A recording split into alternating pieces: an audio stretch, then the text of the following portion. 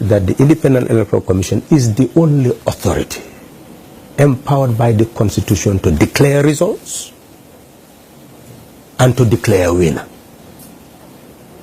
And that has happened. That's the language of the Constitution. If anybody wants to reject results, fine, you can form an opinion. But if you want to challenge it, you go to the courts. And you have 10 days to do that, to the Supreme Court. That was not the way he took. The road he took was to reject, annul, and declare that there will be fresh elections under another Independent Electoral Commission. That you should note. That is the route he took, and that is the source of the crisis.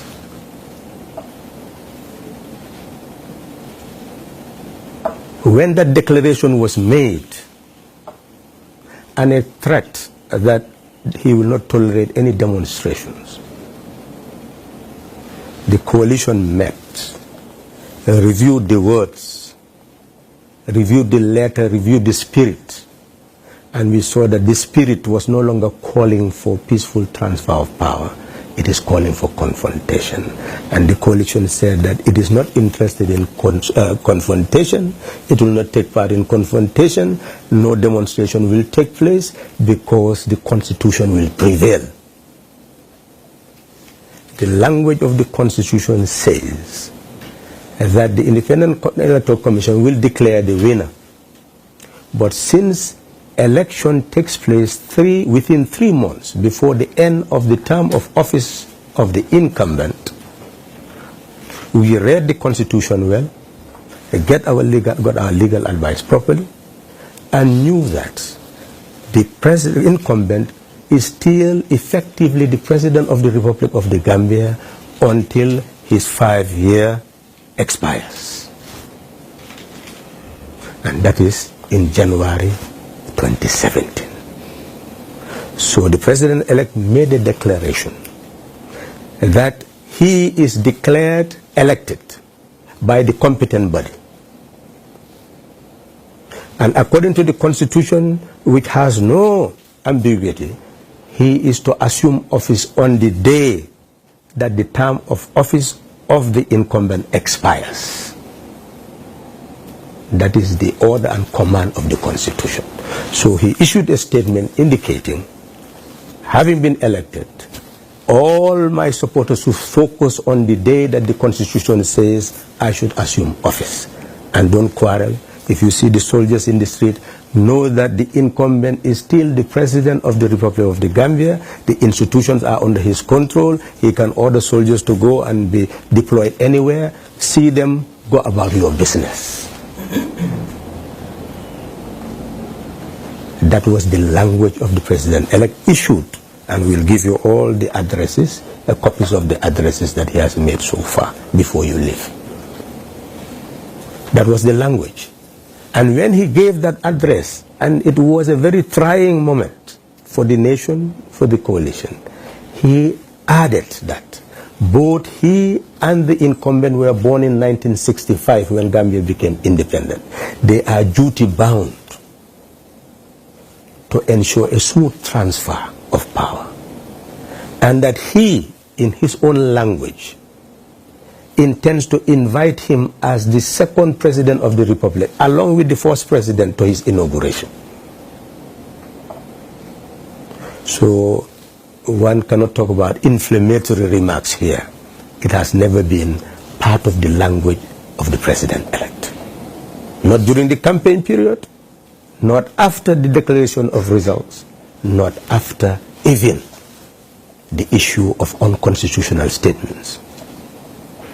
So in short, the address was tempered with maturity, reason, and constitutional authority. That was the position of the coalition. The next day there was a reaction on TV, not from the incumbent, but from a source from his party, that they were going to court.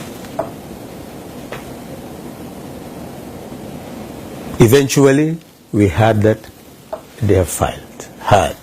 That's hearsay to us, because President-elect is not part of those who were served. So we don't know anything about their court case because we are not party to it, we are not served. It seemed like the whole case is about the anomalies caused by the Independent Electoral Commission, which fits more into corrupt electoral practices, and you take people to court for abuse of their authority. We don't know how that links to election petition. We don't know. We don't know anything about it. We should not be quoted in any manner about their petition. We don't know anything about it. Zero knowledge, apart from hearsay. So consequently, the ECOWAS came. And this is simply what they were told. That the Constitution of the Gambia empowers the Independent Electoral Commission to conduct elections and declare results, and that has happened. We went through a process of trying to have transition where we set up teams, and the teams would have met, look at the ministries, know their strategic plans, know their programs, know their projects, their action plans, their budget lines, the public corporation, the same thing, and then facilitate dossier being created to be handed over to the shadow cabinet to prepare to govern when he is inaugurated. That is the language of the coalition. And that was said to the ECOWAS heads of state who came, that it is at that moment when we should move forward is when this declaration was made, which was unconstitutional. And we reacted to the unconstitutional declaration. And in terms of their court processes, we know nothing about it.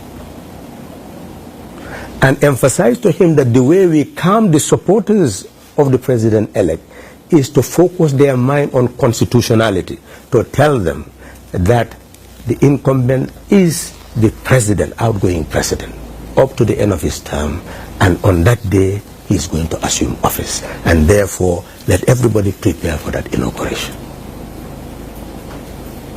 And as legal minds, starting a judicial process does not negate constitutional rights.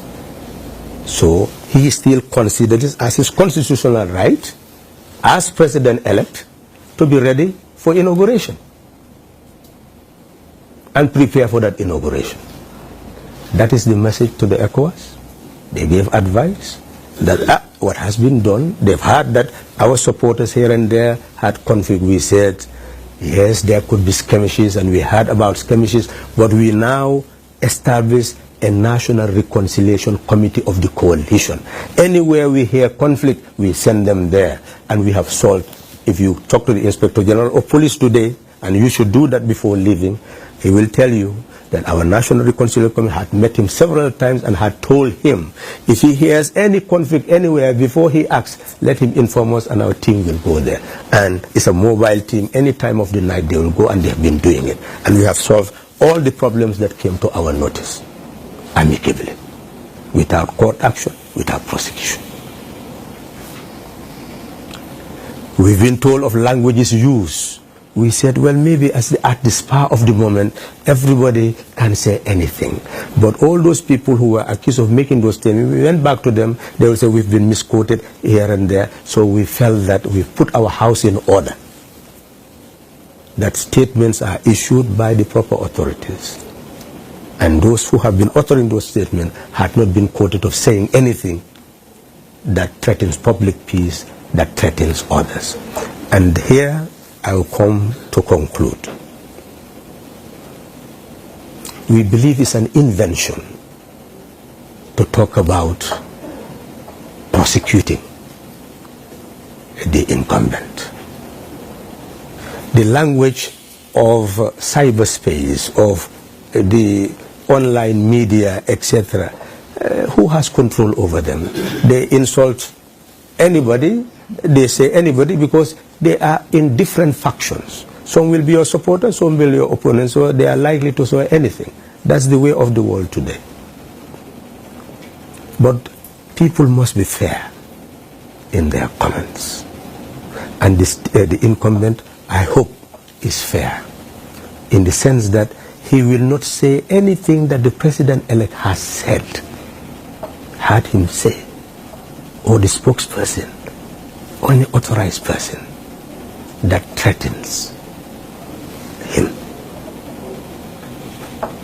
The first language in their communication was public. I congratulate you, my doors are open. You've had experience 22 years. I may have cause to come to knock at your doors to consult you.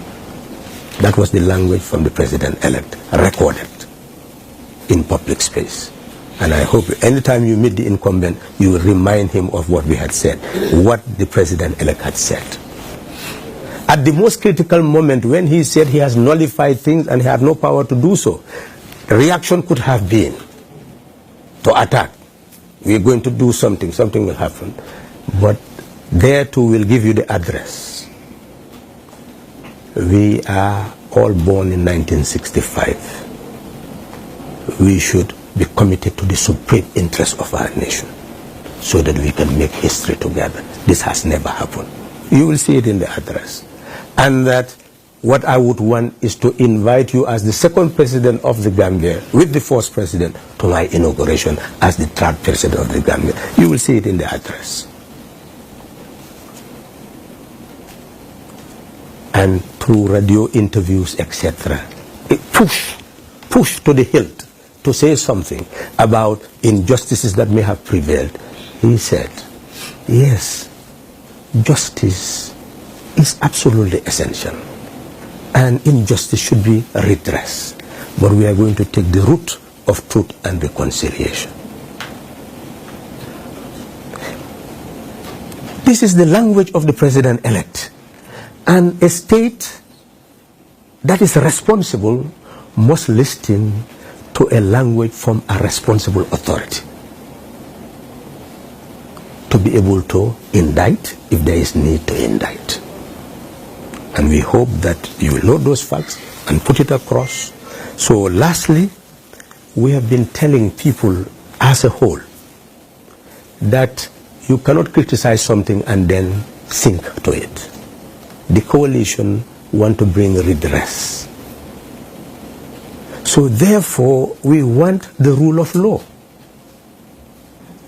The incumbent is still the president of the republic. He has not been indicted. Nobody has said anything about him. So what brings about exercising prerogative of mercy or amnesties, etc.? That's not the language of the coalition. The language of the coalition is, we will respect constitutional authority, which states that you have a judiciary, you have an executive, you have a legislature. It's not the province of the president-elect to talk about anything in that regard. That is a matter for the judiciary. And it is not a matter for the president-elect to get into the prevention of presumption of guilt of anybody to talk about providing some amnesty. We believe in the presumption of innocence. That is even after you are indicted. But nobody has been indicted. We have not even taken power yet. So that's not at all the language of this coalition. And we have all the documents to show that in our discussion, in everything we have done, we are preparing to be committed to democracy, the rule of law, respect for human rights, justice, good governance. Because we believe that that is what will enable to endear Gambia to the whole world, so that investors will come, so that we'll be able to make progress.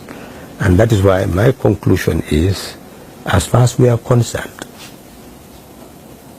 we are fully constitutional, we are constitution compliant. And at this material moment, there is no constitutional issue that bars him from preparing for inauguration. And from the language of ECOWAS, we have not seen any of them saying that they are going to flush the incumbent out. Our language is their language, that the incumbent is the president-elect. That is indisputable. And that when the term of the incumbent expires, he should assume office. That is their premise. And that is our premise.